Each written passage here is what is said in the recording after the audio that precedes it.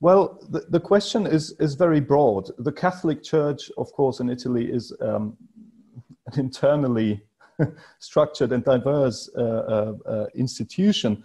What we can say definitely is that the Holy See has taken a very clear and unequivocal stance concerning the safety measures imposed by the Italian government, which of course were based on expert consultations with virologists, epidemiologists, and scientists quite generally.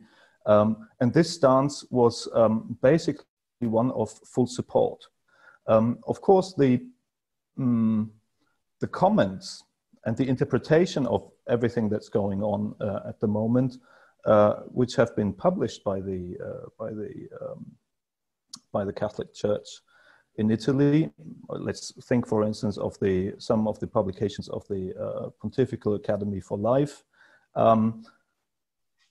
Contextualize this embracing stance within a critique of, let's say, of our culture and our civilization, where the idea is that one dominant motif in this critique is really that the corona pandemic has shown us how vulnerable we are, how fragile we are, and how vulnerable and fragile we are even though we have science and technology. So it is, in a sense, the embracing stance towards the safety measures is contextualized within a critique of a kind of hubris, that we tend to fall into when we think that, well, science and technology will sort it all out. One of the first things that are being said is, I quote from the document written by Renzo Pegoraro and published by the Pontifical Academy for Life, titled "The Most Effective Prophylaxis, Solidarity and Mutual Help."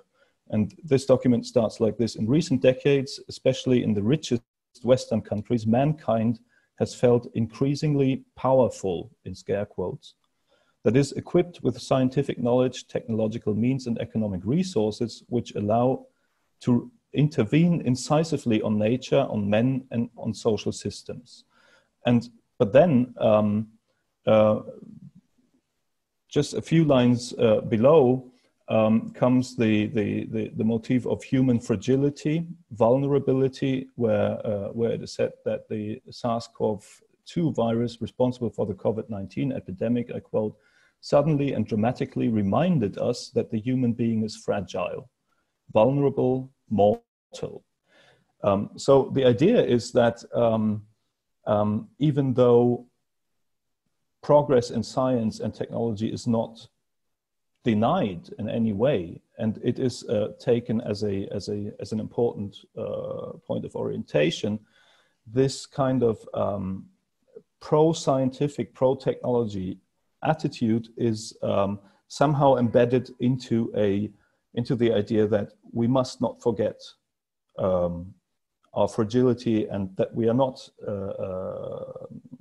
omnipotent, that we are not in a position to basically solve any kind of problem, crisis, or emergency through scientific and technological means, that this is not enough. So that's the background. So regarding the four options that you mentioned, the ignore, submit, fight, integrate. So I would say it's not ignore, it's not fight.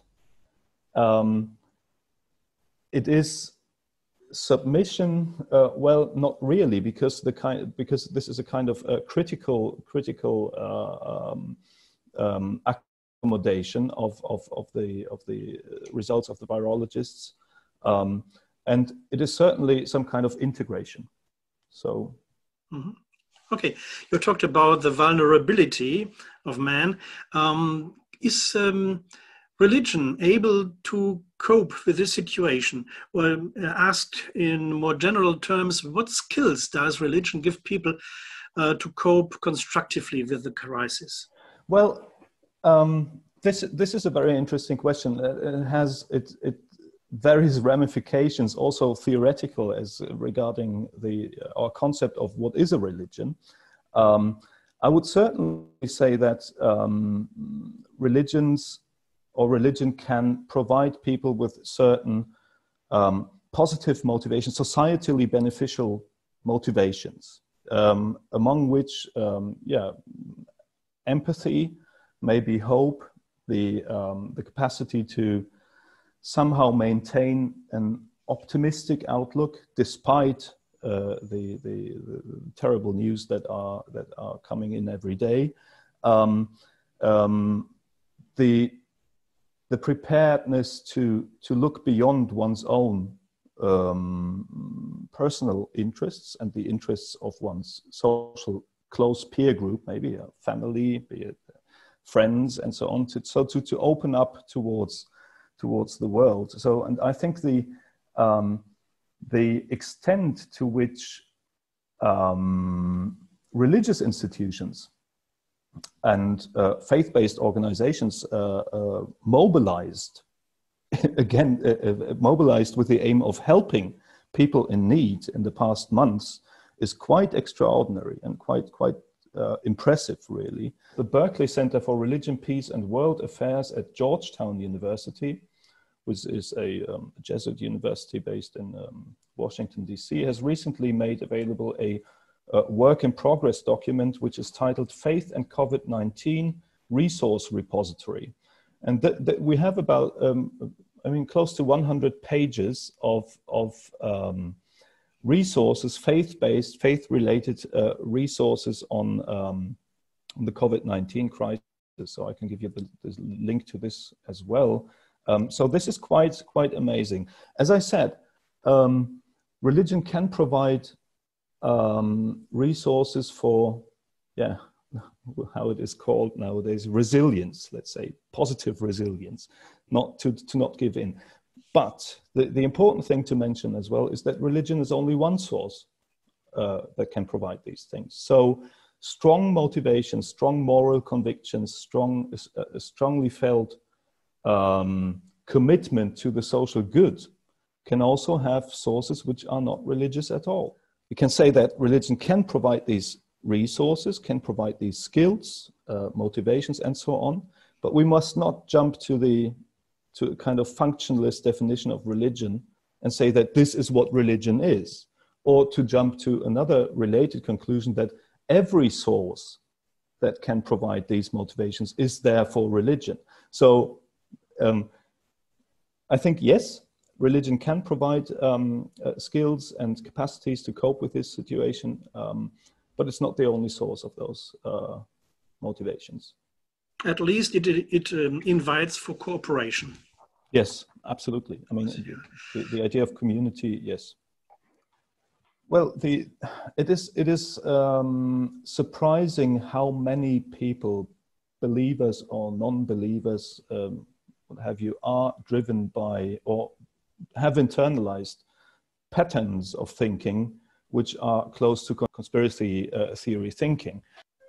The situation now is, of course, that we do have contradicting statements from experts. That is, we have one expert, one virologist or physician saying this, and then a minute later we have the interview with the other one who says basically, look, you get it all wrong.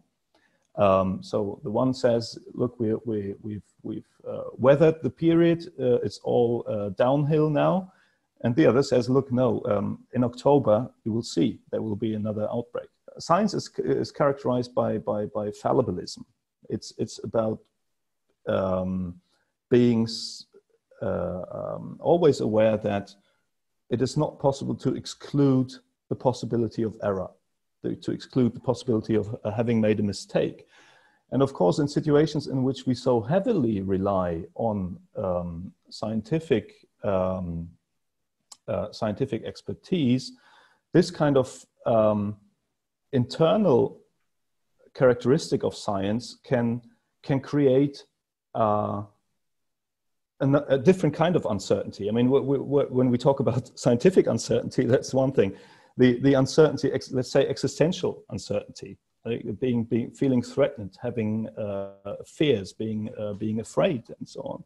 So, and this can indeed lead to the acceptance of conspiracy theory type thinking. And why is that so? This is, I think, at least one explanation for the attractiveness of these kinds of theories is that it makes you, it gives you, the illusion of being in the know, to have looked through the appearances and to have an explanation for something. And this, of course, restores at an existential level a kind of, it functions, it has a psychological function. It might somehow alleviate your anxieties.